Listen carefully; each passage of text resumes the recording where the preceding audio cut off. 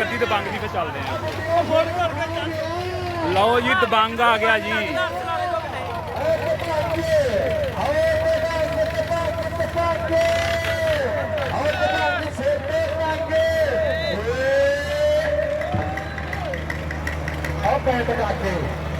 आओ पैर तक तक आओ बल्ले बल्ले आओ सिरा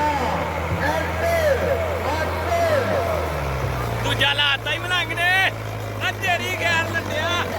ਨਹੀਂ ਨਹੀਂ ਨਹੀਂ ਨਹੀਂ